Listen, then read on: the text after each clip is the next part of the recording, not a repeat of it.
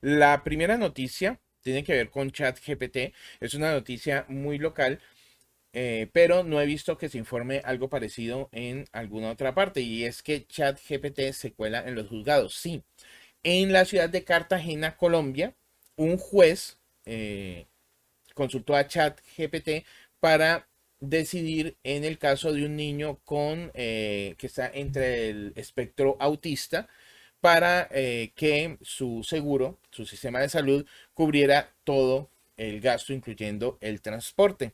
¿Ya?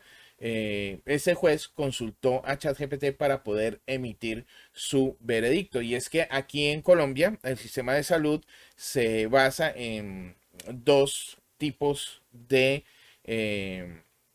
la salud obligatoria. Claro está, a la que el Estado obliga a tener a los ciudadanos se divide en dos. Una que es la subsidiada, que es la que tienen las personas de bajos recursos, y la contributiva, que es la que uno paga un fee o una cantidad mensual para que te vayan atendiendo en el tiempo. Y obviamente hay cosas que ese seguro cubre y otras que no. Bueno, aparte de eso está la salud privada, que ya es algo que pagan adicional por tener mejores beneficios, pero la salud pública funciona así. Entonces, lo que estaba alegando la familia de este niño que tiene una condición del espectro autista es que no solamente se cubriera el tratamiento, sino que también se cubriera el transporte. Entonces se puso lo que aquí se llama una tutela, una acción de tutela. Una acción de tutela es una demanda a, digamos, a una entidad, una persona, una organización, porque la persona cree ya o alega que se están violando sus derechos básicos y sabemos que la salud está considerada como un derecho básico. Entonces, digamos que este juez se apoyó en ChatGPT, lo que me sorprende. Claro que no se conocen muchos detalles, ¿no? Porque la noticia original está aquí en una emisora de radio colombiana que se llama Blue Radio y no dan muchos detalles acerca de esto. Les voy a leer la noticia como aparece aquí en My Computer, porque creo que está un poco mejor redactada que en Blue.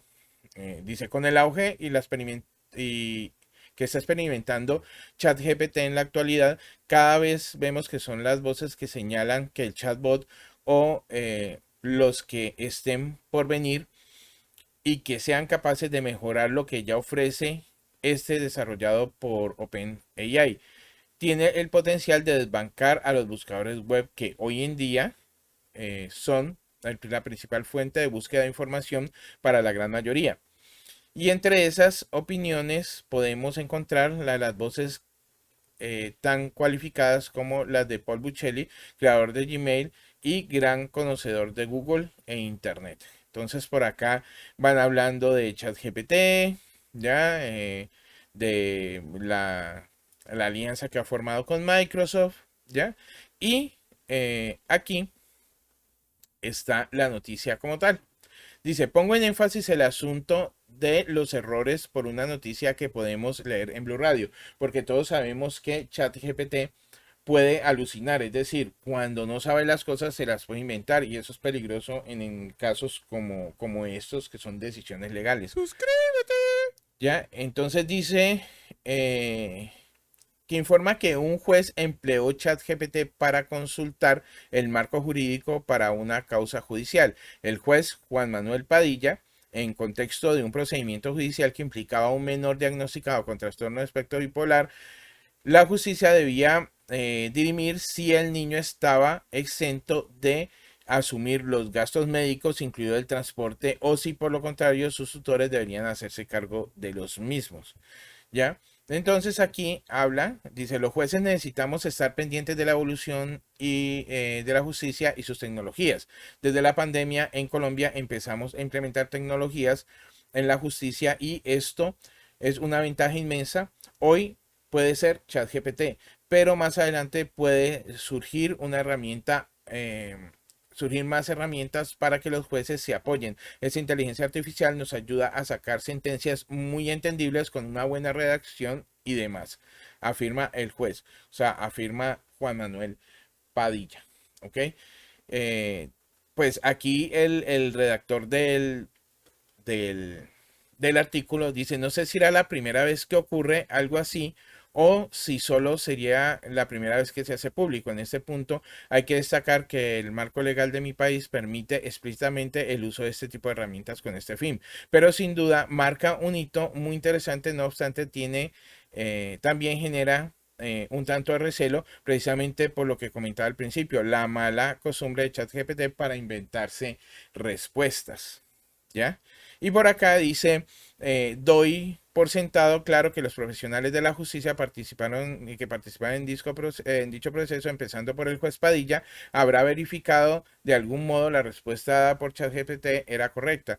De ser así, y repito, doy por sentado que haya sido así, podemos encontrarnos ante un precedente que sin duda no tardaremos en ver cómo se reproduce aquí y allá. Ahora bien, cruzo los dedos con tanta fuerza como para romperme las falanges, esperando que los procesos de verificación se afinen al máximo. De lo contrario, da mucho miedo pensar en aquello a los que nos podemos exponer. Entonces, pues aquí está claro lo que dice. Obviamente el caso no se conoce a detalle, pero el juez aquí en la cita que está aquí en la descripción del video, todas las fuentes que yo conozco están aquí en la descripción del video.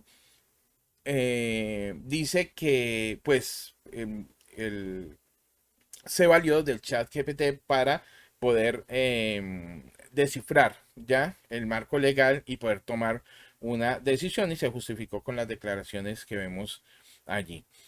Y lo que escribe la persona que está redactando el artículo, sí es cierto, o sea, ChatGPT tiende a lo que no sabe inventárselo, eso se llama alucinación y es peligroso, como dice el redactor del artículo, es peligroso porque podría entrarse en la costumbre de no verificar o de verificar de forma deficiente y llevar a cabo o tomar decisiones con base en cosas que no son hechos. Y esto, pues, obviamente puede traer muchísimos problemas. Pero cuéntame, ¿tú qué opinas acerca de esto?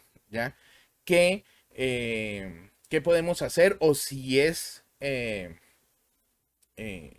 correcto utilizar este tipo de herramientas en la parte jurídica, judicial o en el derecho?